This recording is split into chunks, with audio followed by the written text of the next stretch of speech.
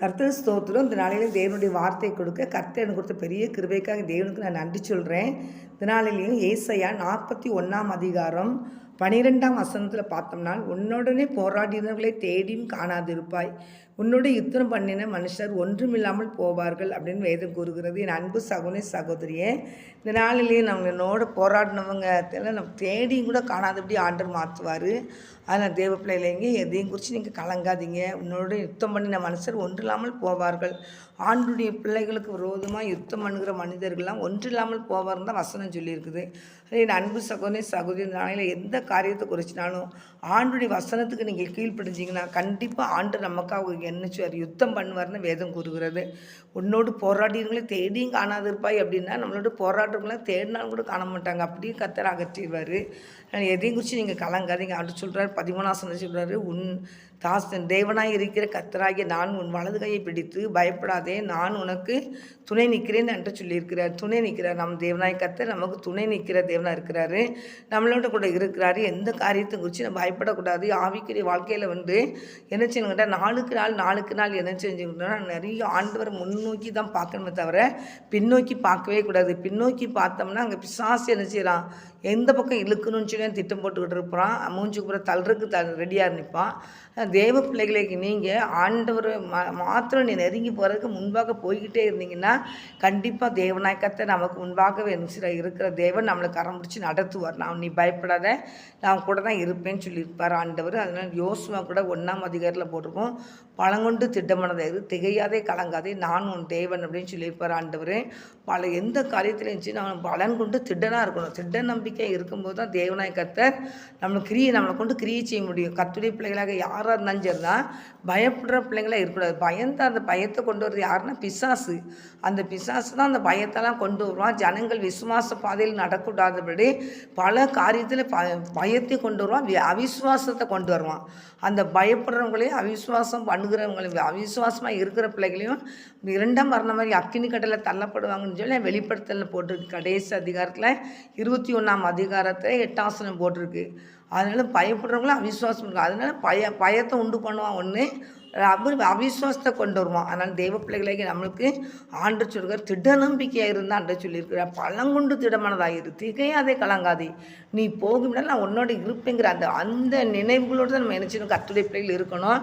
யாராக இருந்தாலும் சரி தான், ஏசப்பாவுடைய பிள்ளைகளுக்கு ஆண்டு நம்மளோட கூட இருக்கிறார், நம்மளை கரம் பிடித்திருக்கிறார், நம்மளை கடன் விடமாட்டார் அப்படின்னு சொல்லி ஒரு முழு நம்பிக்கை இருந்தால் தான் கிறிஸ்தவ வாழ்க்கையில் முன்னேறி போக முடியுமே தவிர பயந்து கொண்டு இருந்தோமானால், ஐயோ இந்த சூழ்நிலை எப்படி முடியுமோ, அந்த சூழ்நிலை என்ன பண்ணுமோ அப்படின்னு பயந்து இருந்தால் அந்த பயத்தை கொண்டு வருது பிசாசு, அந்த அவிசுவாசத்தை கொண்டு வருது பிசாசு.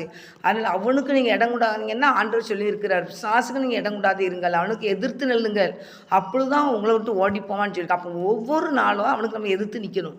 ஏதோ ஒரு நாள் எதிர்த்து நின்று அவனை விரட்டிட்டு நம்ம இருந்தோம் இல்லை, ஒவ்வொரு நாளும் அவனுக்கு எதிர்த்து நின்று நம்ம ஜெயத்தை எடுக்கணும். அதனால் தேவ பிள்ளைகளாகி நம்ம ஆண்டவரை எனக்கு விரோதமாக எழும்புற எதிர்ப்பத்தையே நீர் அகற்றி போடுங்கப்பா, அது ஒன்றும் இல்லாமல் செயலிழந்து போகட்டும்னு சொல்லி ஜெபம் பண்ணி அந்த கிரிகளை அழிச்சு ஜெபிக்கும் போது தான் கிறிஸ்தவ வாழ்க்கையில் முன்னேறி போக முடியும். அது ஒன்று. 2வது எப்போதும் தேவ சமூகத்துக்கு வரும்போது தேவ பிள்ளைகளை ஆண்டவரை என்னை ரத்தத்தினால கழுவி என்னை பரிசுத்தப்படுத்துங்க, என்னை பரிசுத்தப்படுத்துங்க, உங்கள் பலத்தால் என்னை இடைகட்டுங்க, நீர் எனக்கு கேடகமாக இருங்க, மகாபெரிய பலனாக இருங்க. ஆபிரகாம் சொன்னீர்கள், அந்த வசனம் எனக்கு உள்ளது, நீர் என்னை ஆசீர்வதி, அப்படியே ஆசீர்வதின்னு சொல்லி கர்த்தருடைய பிள்ளைகள் போகும்போது உங்களுக்கு அவர் கேடகமாக முன்னால் இருக்கிறார், மகாபெரிய பலனாக இருக்கிறாரு. எதையும் குறித்து நீங்கள் கலங்கக்கூடாது, எதையும் குறித்து பயப்படக்கூடாது. அங்கே நம்ம கர்த்தருடைய பிள்ளைகளாக நீங்கள் யாராக இருந்தாலும் சரி தான், அந்த சேனையின் தேவனாய் கர்த்தர் நம்ம முன்னால் இருக்கிறார். நம்மளும் யுத்தத்தில் நிற்கிற ஒரு என்ன சொல்லணும், யுத்தத்தில் நிற்கிற வீரர்கள் தான். அதனால இந்த பிசாசோட எதிர்த்து நின்று அவனை அழிச்சு போட்டு அவன் கொள்ளையடிச்சு உடைமைகளை சுதந்திரத்தை நம்ம ஆத்துமக்களை கொள்ளைப்பொருளாய் எடுக்கிறதுக்கு தான் நம்ம ஆண்டவர் நம்மளை எரிச்சிருக்காரு, அழைத்து வைத்திருக்கிறார். அதனால் தேவ பிள்ளைகளை நீங்கள் யாரும் போர் படையில் நிற்கிறதுக்கு பயப்படக்கூடாது. தைரியமாக நின்று தேவ சமுதிர தேவனிடத்தை அவருடைய பலத்தை பெற்றுக்கொண்டு நின்னாதான் நம்ம எல்லாவற்றிலையும் ஜெயத்தை நம்ம எடுக்க முடியுமே தவிர எந்த கட்டுடி பிள்ளைகளாக இருந்தால் ஊழியக்காரங்களாக இருந்தால் தான், விசுவாச மக்களாக இருந்தால் தான், தேவ பிள்ளைகளாக நம்மளை அழைத்திருக்கிறாருன்னா அழைத்தவர் உண்மை உள்ளவர். நீ போகும் இடம்லாம் நான் உன் தேவநாயகத்தை உன்னோட கூட இருப்பேன், நீ பயப்படாத, உன் வலது கையை பிடிச்சி நான் நினச்சிவேன், உனக்கு துணையாக நிற்பேன்னு ஆண்டவர் சொல்லியிருக்காரு. உன்னோடு போராடினவங்களே தேடி நீ காண மாட்டேன். உனக்கு விரோதமாக செயல்படுறாங்களா, உன்னோடு போராடுறாங்களா, அவங்களெல்லாம் நீ தேடினாலும் கூட பார்க்க முடியாது. அதனால் அப்படின்னு தான் ஆண்டவர் வசனம் கொடுத்துருக்காரு. அன்பு சகோதரி சகோதரியே 10ஆம் வசனத்தை பார்த்தோம்னா நீ பயப்படாதுன்னு ஆண்டவர் சொல்லியிருக்காரு. 12ஆம் வசனத்தை 13ஆம் வசனத்தை பார்த்தீங்கன்னா நீ பயப்படாத, நான் உனக்கு துணை நிற்கிறேன் தான் ஆண்டவர் சொல்லியிருக்கிறாரு. 14ஆம் வசனத்தை நீங்கள் பார்த்தாலே ஆக்கோப்பின பூச்சியை இஸ்ரவேலின் சிறுகுட்டமே பயப்படாது, நான் உனக்கு துணை நிற்கிறேன் தான் ஆண்டவர் சொல்லியிருக்கிறாரு. அவர் சொல்ற கர்த்தரும் இஸ்ரவேலும் பரிசுத்தமாகிய நான் உன் மீட்பர் உரைக்கிறதாவது அப்படின்னு தான் சொல்லியிருக்கிறாரு. வசனம் நீங்கள் பார்த்தீங்கன்னா 15ஆம் வசனத்தை இதோ போரடிக்கிறதுக்கு நான் உன்னை பொதிதும் கூர்மையுமான பற்களுள்ள இயந்திரமாக்குகிறேன், நீ மலைகளை மிதித்து நொறுக்கி குன்றுகளை பதருக்கு என்ன செய்வேன் ஒப்பாக்கி விடுவாய்ன்னு தான் சொல்லியிருக்கிறாரு. போரடிக்கிறதுக்கு நான் உன்னை புதிதும் கூர்மையான பற்கள் உள்ள இயந்திரமாக வச்சுருக்கிறேன்னு ஆண்டவர் சொல்லியிருக்கிறாரு. அப்போ நம்மளை போரடிக்கிற ஒரு இயந்திரமாக நம்மளை வைத்திருக்கிறாருன்னா பயப்படுற பிள்ளைங்களை வச்சு ஒன்றும் பண்ண முடியாது. ஆனாலும் நீ பயந்துன்னு நான் உன் கூட இருக்கிறேன், நான் உனக்கு துணையாக இருக்கிறேன், அதை குறித்து நீ எதை குறித்து நினச்சிக்கூடாது, பயப்படக்கூடாதுன்னு ஆண்டவர் சொல்லியிருக்காரு. தெய்வ பிள்ளைகளாக நம்மளை ஆண்டு ஒவ்வொரு கட்டுரை பிள்ளைகளையும் விசுவாச குடும்பமாக இருந்துச்சே தான், தேவனுடைய ஊழியக்காரங்களாக இருந்தது தான் கர்த்தர் துணையாக இருக்கிறார் என்ற முழு நம்பிக்கையோடு விசுவாசத்தோடு நடந்தால் தான் நம்ம நினச்ச முடியும் ஒரு ஜெயமுள்ள வாழ்க்கை வாழ முடியுமே தவிர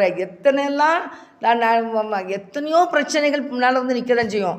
எல்லா பிரச்சனைகளையும் கர்த்தாவே நீர் அப்புறப்படுத்துங்கன்னு சொல்லிட்டு போய்கிட்டே இருந்தீங்கன்னா உங்கள் கிறிஸ்தவ வாழ்க்கையில் ஜெயம் எடுத்துக்கிட்டு போய்கிட்டே இருக்கலாம். என்கிட்ட ஏதோ ஒரு ட்ரிப்பு நம்மளுக்கு இந்த பிரச்சனைகள் போராட்டங்கள் ஏதோ ஒரு காரியத்தில் போராட்டங்கள் பிரச்சனைகள் இருக்குங்கள கடைசி வரைக்கும் மரண பரியந்தம் நீ உண்மையாக இருக்கணும்னு தான் ஆண்டவர் சொல்லியிருக்கிறாரு.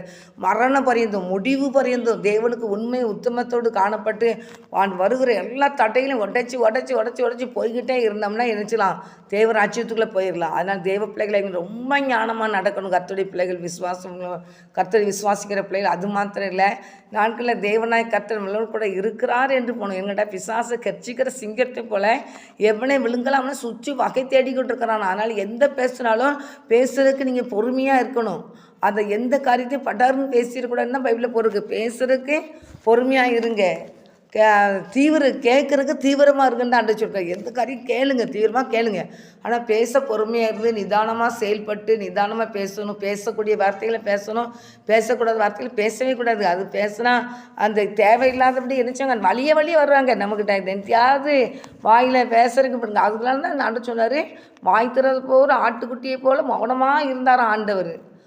மயிறு கத்திரிக்கை விடுறதுக்கு விட்ட அந்த ஆட்டுக்குட்டியை போல் வாய் தரவாதபடி இருந்தாராம் மௌனம். அந்த உலகத்தில் வந்து நம்ம ரொம்ப சாந்தமாக ரொம்ப அமைதியாக இருந்திருந்தால் தான் தப்பிக்க முடியும்.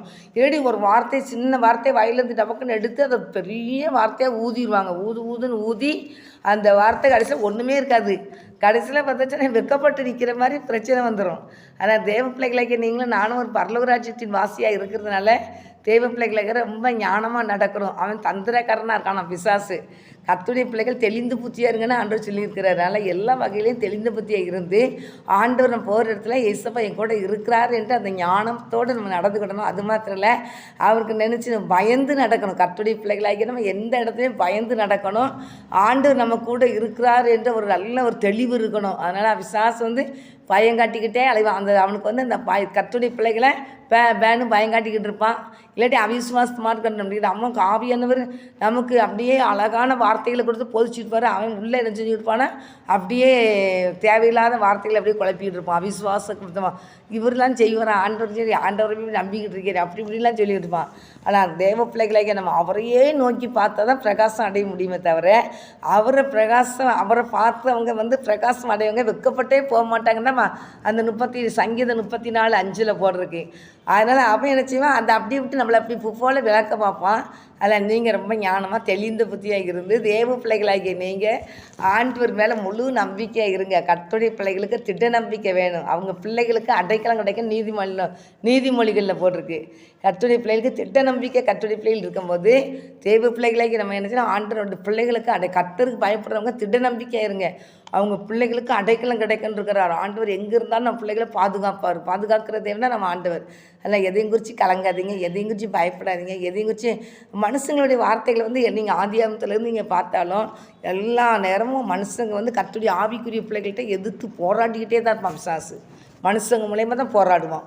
போராடிக்கிட்டே தான் இருப்பான். போராடி அவன் என்னென்ன செய்யணுமோ அப்படி போராடிக்கிட்டு தான் இருப்பான். ஆனாலும் ஆபிரகாம் அவன் அமைதியாகவே இருந்தார். சாமுவேலுக்கு பார்த்தீங்கன்னா தாவீது மனுஷங்க கல்லை தூக்கி எரிஞ்சுக்கிட்டு அவரை படாதுபாடு படுத்துனாங்க. ஆனாலும் கர்த்தருக்குள் தன்னை திடப்படுத்தி கொண்டான்னு சொல்லி பைபிளில் போட்டிருக்கு. 1 சாமுவேல் 30ஆம் அதிகாரத்தில் போட்டிருக்கோம். கல்லை எரிஞ்சுக்கிட்டு அப்படி பயங்கரமாக எதிர்த்து நிற்பாங்க மனுஷங்க. ஆனாலும் கர்த்தருக்குள் தன்னை திடப்படுத்தி கொண்டான் தாவீதுன்னு சொல்லி போட்டிருக்கோம். என்ன காரியம்னாலும் ஆண்டவர்கிட்ட போய் பேசுவார் தாவீது ராஜா. அப்படி இருங்க. அப்புறம் மோசே கூட இஸ்ரவேல் ஜனங்கள் வழிநடத்தும் போது கல்லை தூக்கி எறிகிறதுக்கு ரெடியாக நிற்பாங்க.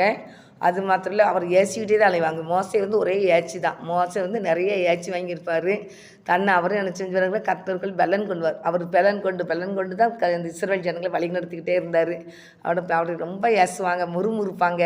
அவரை ரொம்ப முறுமுறுத்து கடைசியில் அவர் நினச்சவர் பேச வேண்டிய காரியத்துக்கு கம்பு அந்த மலையை நினச்சவர் அடிச்சிருவார். ஆண்டவர் பேச சொல்லிப்பார் தண்ணி கேட்கும்போது.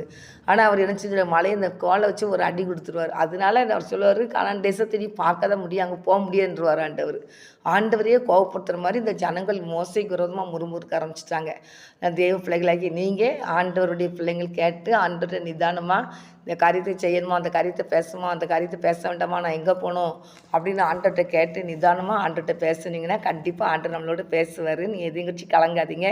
கர்த்தர் பெரிய காரியங்களை செய்வார். கர்த்தருடைய பிள்ளைகளை அழைத்திருக்கிறார். அழைத்தவர் உண்மை உள்ளவர். முடிவு வரைந்து நம்மளை நடத்துவார். இந்த தேவன் என்றென்றைக்கும் இல்லை சதாக்களின் நம்மளுடைய தேவன். முடிவு வரைந்து நம்மளை நடத்துவார். வசனத்தை விட அப்படியே நம்மளை முடிவு வரைந்து நடத்துவார். ஆண்டவர் மேலே மட்டும் 100க்கு 100 நம்பிக்கை ஏசப்பா மேலே வச்சுக்கோங்க. வேறு எந்த ஒரு மனுஷங்க மேலேயும் வச்சுறாங்க, மனுஷிகள் மேலேயும் நீங்கள் வச்சிடாதீங்க. கர்த்தர் பெரியவர். இந்த உலக மக்களெல்லாம் ரட்சிக்க வந்த தேவன் இன்னைக்கு எல்லா மக்களையும் ரட்சித்து ஊழியக்காரையை கர்த்தர் மாற்றிட்டு வர்றாரு. எல்லாம் தேவனுடைய அன்பில் நீங்கள் ஃபுல்லாக இருங்க. 100க்கு 100 தேவ அன்பில் நிறைஞ்சிருங்க. கர்த்தர் உங்களை கொண்டு பெரிய காரியங்களை செய்வார். கர்த்தர் உங்களை ஆசீர்வதிப்பாராக. ஆமென்.